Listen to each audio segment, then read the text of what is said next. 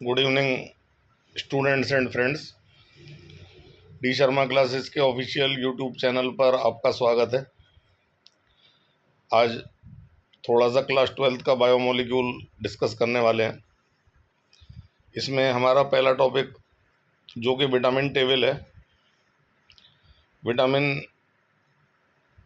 A, D, E, K are fat soluble vitamins. They must be taken with fat and they are easily absorbed in presence of fat in our body. Similarly, the vitamin B complex and vitamin C are water soluble vitamins and they must be taken with water. They are best absorbed in body in presence of plenty of water. The vitamins can be stored, fat soluble vitamins जो होते हैं can be stored inside the body, but the water soluble vitamins cannot be stored inside the body. If we take large quantity of water soluble vitamins, then they are excreted from the body, but the daily use quantity is needed. अब इसके बाद जो vitamin A है इसका नाम retinol है और इसकी कमी से बीमारी होती है नाइट ब्लाइंडनेस, जिसका दूसरा नाम होता है जीरोप्थेलेमिया। और ये हमें fish oil, egg, milk, carrot से पाया जाता है। कैरेट में जो लाल रंग का पिगमेंट होता है उसे कैरोटीन कहते हैं। और जब कैरोटीन बॉडी में डिकम्पोज होता है तो एक कैरोटीन मॉलिक्यूल से 2 मॉलिक्यूल्स विटामिन ए प्राप्त होते हैं। और इसी प्रकार से विटामिन डी को कैल्सीफेरॉल कहते हैं। और विटामिन डी की प्रेजेंस में ही बॉडी में कैल्शियम एब्जॉर्ब हो पाता है और कैल्शियम एब्जॉर्ब होने के बाद हमारी हड्डियां मजबूत होती हैं और लीवर वगैरह स्वस्थ रहते हैं। बॉडी का मेटाबॉलिज्म फास्ट और स्मूथ रहता है। और विटामिन डी की कमी से जो बीमारी होती है इसे रिकेट्स कहते हैं। It is a sunshine vitamin and it is prepared inside the body itself in presence of sunlight, hence it is called sunshine vitamin.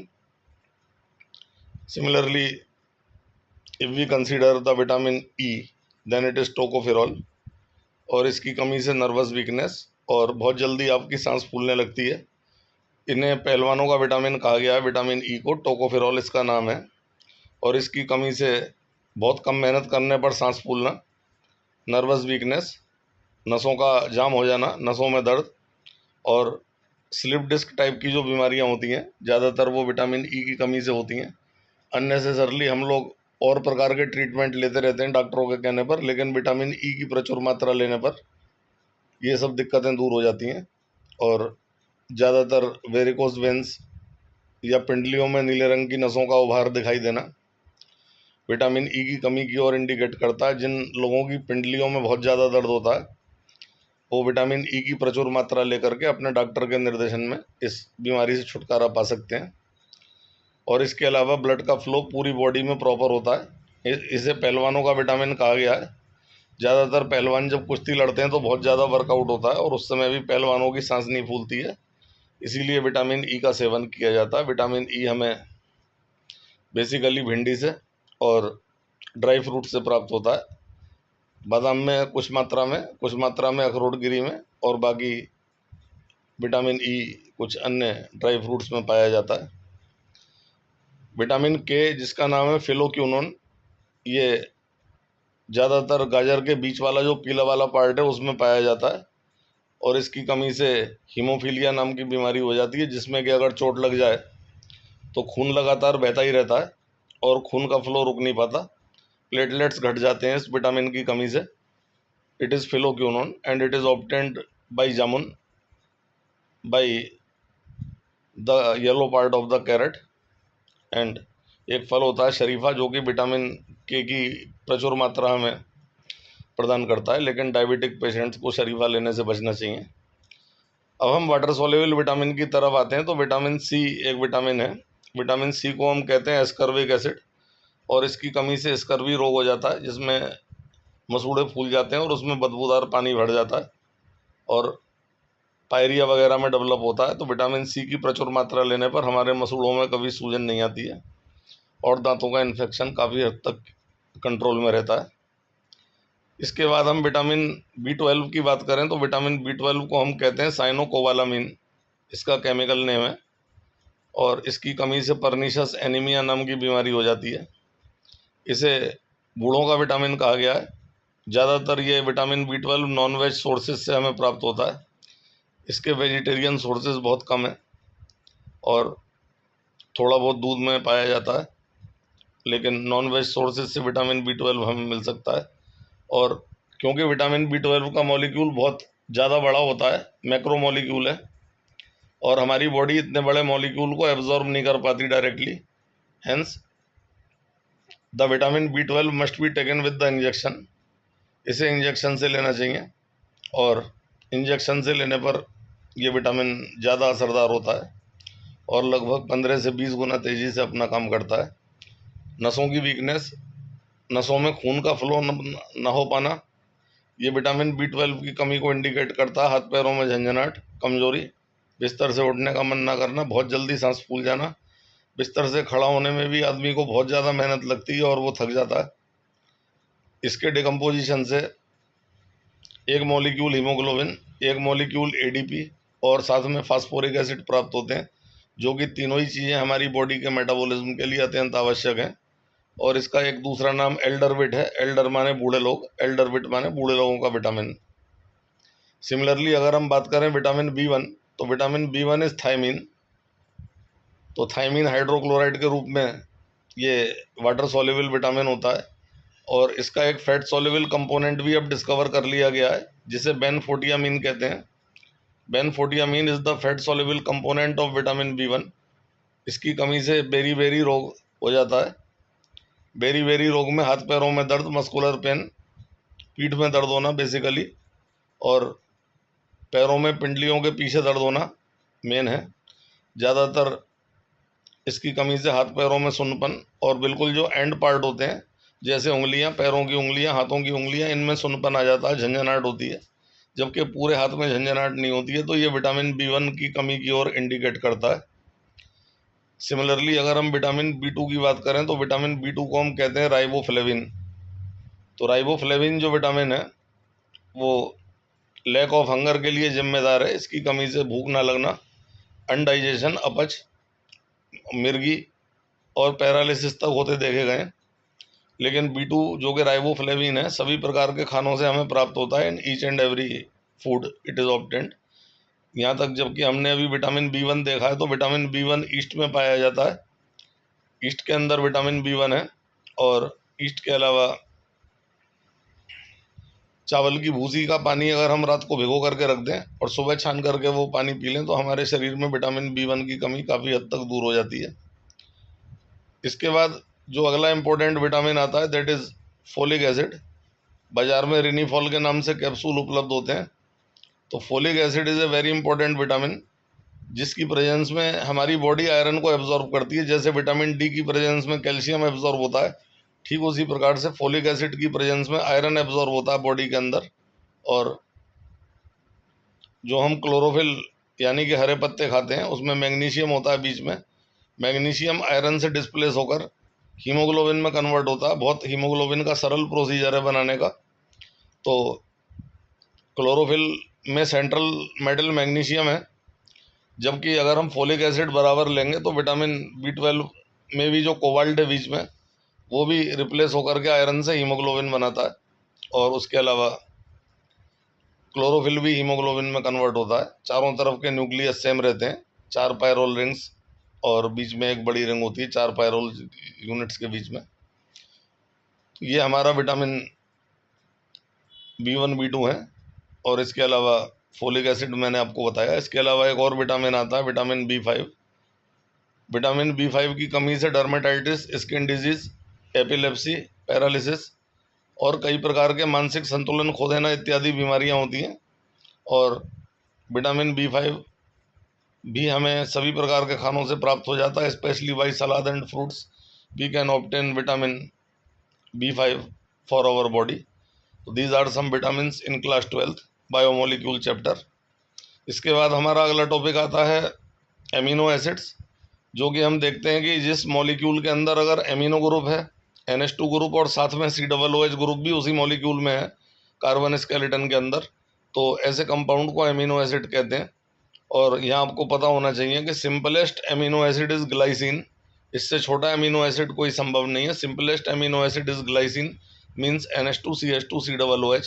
And यहाँ पर एक सवाल बहुत इंपॉर्टेंट पूछा जाता है स्टूडेंट्स के, जो smallest optically active amino acid है वो कौन सा है। Then the smallest optically active amino acid is alanine. Alanine माने NH2CH3 नीचे आगे COOH, यानी कि 2 अमीनो प्रोपेनोइक एसिड एलेनिन कहलाता है। ऑप्टिकली एक्टिव है क्योंकि इसमें एक कायरल कार्बन है और उस कायरल कार्बन की वजह से ही ऑप्टिकली एक्टिव होता है। तो एमिनो एसिड्स की प्रॉपर्टीज अगर हम देखते हैं तो दो दो एमिनो एसिड मॉलिक्यूल आपस में जुड़ करके पेप्टाइड लिंकेज बनाते हैं, और NH2CH2COOH plus NH2CH2COOH is equal to NH2CH2CONH बनेगा। तो बीच में जो CONH लिंकेज है, CONH लिंकेज को हम पेप्टाइड लिंकेज कहते हैं, पेप्टाइड बॉन्ड कहते हैं। बहुत पूछा जाता है सवाल। And if in any molecule the peptide bond is repeated many times then such molecule is called polypeptide. अगर पेप्टाइड बॉन्ड बार बार रिपीट होता है तो ऐसे मॉलिक्यूल को पॉलीपेप्टाइड कहते हैं। और पॉलीपेप्टाइड एक ऐसा मॉलिक्यूल है जो कि चेन लंबी करता रहता है, और जब molecular weight of the polypeptide 40,000 या 30,000 से अधिक हो जाता है, when the chain becomes sufficiently longer then this polypeptide is known as primary protein. और हमारी बॉडी में प्राइमरी प्रोटीन ही सबसे पहले बनते हैं। मनुष्य के शरीर के लिए लगभग 26 प्रकार के अमीनो एसिड्स की आवश्यकता होती है, और 26 प्रकार के अमीनो एसिड्स मिलकर के डिफरेंट टाइप के प्रोटीन बनाते हैं आपस में कंडेंसेशन पॉलीमराइजेशन से, जो कि हमारे शरीर के लिए आवश्यक है। अगर मैं प्राइमरी प्रोटीन की बात करूं तो जैसे ही हमारे पास हमारी बॉडी में अमीनो एसिड से प्राइमरी प्रोटीन बनता है, तो प्राइमरी प्रोटीन जैसे जैसे पुराना होता चला जाएगा वो सेकेंडरी प्रोटीन में कन्वर्ट होगा। 40% of the primary protein inside the body is converted into alpha helix secondary protein, and 60% of the primary protein inside our body is converted to beta helix secondary protein. तो उसके बाद alpha helix और beta helix secondary protein में अगर हम comparison करें तो alpha helix protein से इंटरनल ऑर्गन्स बनते हैं, बीटा हेलिक्स प्रोटीन से ज़्यादातर स्किन और ऑर्गन मेम्ब्रेन्स बनती हैं। बीटा हेलिक्स प्रोटीन हार्ड होता है, अल्फा हेलिक्स प्रोटीन थोड़ा सॉफ्ट होता है। Alpha helix protein is easily hydrolysed by hot water while the beta helix protein is not easily hydrolyzed by the hot water and a little amount of HCl is added to complete the hydrolysis of beta helix protein। अब जैसे ही secondary protein यानी कि alpha helix और beta helix protein और पुराने हो जाते हैं, as they become older and older then they are converted to the tertiary protein. और टर्सरी प्रोटीन हमारे बॉडी में कार्टिलेज, मसल्स और नाखून और बाल बनाती है। Mainly hard part of the body are prepared by the tertiary protein, जो कि ज़्यादा इंपॉर्टेंट नहीं है बोर्ड के हिसाब से, लेकिन फिर भी डेफिनेशन हमें पता होनी चाहिए। ज़्यादातर सवाल अल्फा हेलिक्स और बीटा हेलिक्स प्रोटीन पर आ जाता है। अल्फा हेलिक्स को सिंगल हेलिक्स भी कहते हैं और बीटा हेलिक्स को double helix structure of protein भी कहते हैं। अल्फा हेलिक्स में जो पॉलीपेप्टाइड चेन है that is spirally coiled together. The polypeptide chain is spirally coiled spring की तरह ये आपस में यूनाइट होकर के हाइड्रोजन बॉन्डिंग इंट्रा मॉलिकुलर के द्वारा अल्फा हेलिक्स प्रोटीन बनती है, जबकि बीटा हेलिक्स प्रोटीन में दो प्राइमरी प्रोटीन के मॉलिक्यूल्स आपस में हाइड्रोजन बॉन्डिंग करते हैं, that is inter molecular hydrogen bonding, and by the help of inter molecular hydrogen bonding the beta helix protein is obtained and it is more stable then alpha helix protein. इसमें आपसे एक सवाल ये भी पूछा जाता है कि प्रोटीन के टेस्ट क्या हैं। तो प्रोटीन के टेस्ट मैंने आपको अपने पिछले वीडियो में भी थोड़ा आइडिया दिया था। All proteins give yellow colour with concentrated HNO3। ये टेस्ट अमीनो एसिड भी दे देते हैं क्योंकि प्रोटीन भी अमीनो एसिड से ही कॉन्स्टिट्यूट होती है। तो इस टेस्ट को कहते हैं ज़ैंथ्रोप्रोटिक टेस्ट, XANTHROPROTIC टेस्ट। सिमिलरली जो से दूसरा टेस्ट है कि निनहाइड्रिन मॉलिक्यूल है, निनहाइड्रिन मॉलिक्यूल के साथ प्रोटीन्स वॉयलेट कलर देते हैं। और तीसरा टेस्ट ये है कि अगर प्रोटीन्स हाइड्रोलाइज होंगे या डिकम्पोज होंगे वाटर से, then they will be again converted to the amino acid and these amino acids will give bad smell. तो इस प्रकार से हमने ये देखा है कि प्रोटीन के बारे में बेसिक आइडियाज़ बाकी स्टूडेंट्स NCERT पढ़ करके ट्राई कर सकते हैं और प्रोटीन वाला टॉपिक अपना आराम से निपटा सकते हैं। और हमारे अंदर बॉडी के अंदर न्यूरोट्रांसमीटर्स के द्वारा शरीर के सभी ऑर्गन्स जो हैं वो ब्रेन से कनेक्टेड रहते हैं। सेरिब्रम में जाकर के सारे न्यूरोट्रांसमीटर्स जुड़ते हैं। तो जितना भी बॉडी के हर ऑर्गन में रोजाना का प्रोटीन डैमेज है, वो प्रोटीन डैमेज जो है बॉडी के ऑर्गन्स द्वारा न्यूरोट्रांसमीटर्स के थ्रू ब्रेन को दे दिया जाता है, और ब्रेन फिर मैसेंजर आरएनए को बुलाता है। सारा प्रोटीन डैमेज का लिस्ट मैसेंजर आरएनए को देता है, और मैसेंजर आरएनए डीएनए के साथ मिलकर के एक स्ट्रक्चर बनाता है जिसे टेम्पलेट कहते हैं। उस टेम्पलेट स्ट्रक्चर पर कोडॉन एंटीकोडॉन मैकेनिज्म के द्वारा 26 प्रकार के अमीनो एसिड्स कलेक्ट हो जाते हैं, और उसके बाद अमीनो एसिड्स के आपस में कंडेंसेशन से प्रोटीन सिंथेसिस चालू होता है। इस दौरान जो आरएनए होता है, राइबोसोमल आरएनए, वो टेम्पलेट को पूरी तरह से कवर कर लेता है, क्योंकि ribosomal RNA is very hard. It is also a very important question कि which of the RNA is very hard. तो ribosomal RNA is very hard and it covers the template from all the sides so that no external interference can be made on the template, and under such conditions the amino acids are united together to produce various types of proteins. As the protein molecules are synthesized, they are transported by the transfer RNA to the required organ, and इस प्रकार से हर एक organ का daily होने वाला damage ठीक हो जाता है, और जो भी प्रोटीन बनेगी उसके बाद टेम्पलेट टूट जाता है वापस, और प्रोटीन का मॉलिक्यूल जो बनता है उसके बाद वो ट्रांसफर आरएनए के ऊपर टीआरएनए के ऊपर लाद करके रिक्वायर्ड ऑर्गन तक पहुंचाया जाता है, और रिक्वायर्ड ऑर्गन अपना रोजाना का डैमेज पूरा कर लेता है। ये प्रक्रिया हमारे सोने के बाद काफ़ी तेज़ हो जाती है। जब हम थक जाते हैं दिन भर वर्क करके और सो जाते हैं, देन हमारे सोने के बाद ये प्रोसेस बहुत तेज़ हो जाता है, और हमारी बॉडी का प्रोटीन बनने लगता है, और प्रोटीन रिपेयर यानी कि cellular repair of the organs तेज़ी से कंप्लीट होती है। दिक्कत तब आती है जब हमारा बॉडी में प्रोटीन डैमेज ज़्यादा है और उतना प्रोटीन का इंटेक हम नहीं ले पा रहे हैं। मान लीजिए हमारी बॉडी का वजन 80 किलो है, देन हमें 100 ग्राम प्रोटीन रोज चाहिए एक हाईली एक्टिव मोड में रहने के लिए, और सीडेंट्री लाइफ स्टाइल अगर है, ज़्यादा फिजिकल एक्टिविटी नहीं है, तब भी हमें अपने वजन के बराबर यानी कि 80 किलो के व्यक्ति को 80 ग्राम प्रोटीन पर डे लेना चाहिए। यहाँ पर हमें ये देखना होगा कि प्रोटीन्स दो प्रकार के होते हैं, animal protein and vegetable protein.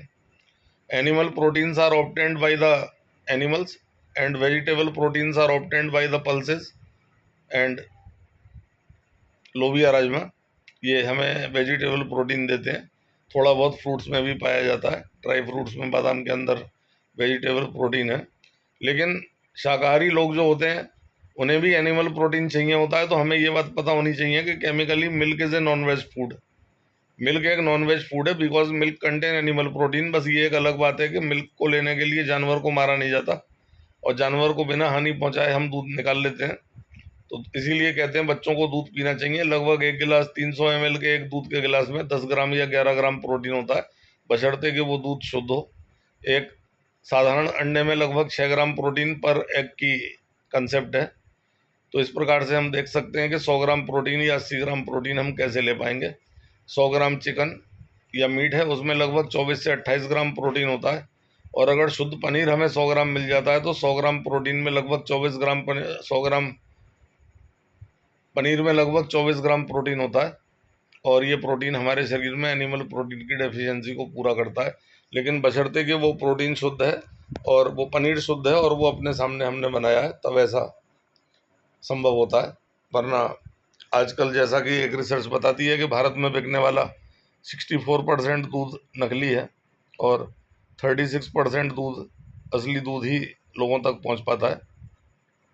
बाकी या तो सिंथेटिकली प्रिपेयर्ड है, अदरवाइज उसमें पानी मिला हुआ है या अन्य केमिकल्स के द्वारा मिला करके तैयार किया गया दूध होता है, जो कि शरीर को लंबे समय में नुकसान पहुंचाता है। और ज़्यादातर आर्टिफिशियल मिल्क जो लोग लेते हैं उनको किडनी की प्रॉब्लम सबसे पहले होती हैं। तो ये हमारे 12th क्लास के बायोमोलिक्यूल के 2 मेन टॉपिक हैं, जिसमें कि एक मेन टॉपिक आपने देखा विटामिन्स, और दूसरा मेन टॉपिक हमारा प्रोटीन, जिसमें कि टर्सरी प्रोटीन पर हम थे। तो टर्सरी प्रोटीन को अगर हम देखें, then 1 alpha helix protein and 1 primary protein are united together by hydrogen bonding, then the tertiary protein case 1 is obtained. इसके अलावा अगर हम बीटा हेलिक्स सेकेंडरी प्रोटीन देखते हैं, बीटा हेलिक्स सेकेंडरी प्रोटीन में CHR वाले कार्बन से ब्रांचिंग एक और निकालते हैं। तो एक ब्रांच वाली अगर पॉलीपेप्टाइड चेन जो बीटा हेलिक्स में है उसमें से अगर एक ब्रांच निकल रहा है पॉलीपेप्टाइड का सेपरेट, तो इस प्रकार का प्रोटीन हम टर्सरी प्रोटीन कहेंगे, और टर्सरी प्रोटीन हमारी बॉडी के लिए अत्यंत आवश्यक होता है। तो इसमें एक चीज़ और पूछी जाती है कि denaturation and renaturation of protein. तो whenever the protein is synthesized in our body then the process is called renaturation.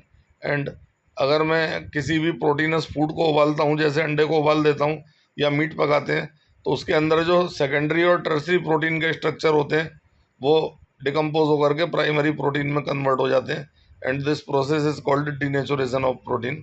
और फिर हमारी बॉडी में वो प्राइमरी प्रोटीन टूटेगा, एमिनो एसिड देगा, और जब हमारा बॉडी एमिनो एसिड से अलग टाइप के प्रोटीन बनाएगा देन ये प्रोसेस रीनेचुरेशन में आएगा। इसी प्रकार से एक बहुत इंपॉर्टेंट डेफिनेशन है कि ट्रांसलेशन, दैट इज ट्रांसलेशन, जैसे हिंदी से अंग्रेजी बनाना, अंग्रेजी से हिंदी बनाना। सिमिलरली अगर आरएनए डीएनए में कन्वर्ट हो जाए और डीएनए आरएनए में कन्वर्ट हो जाए then the process is called translation.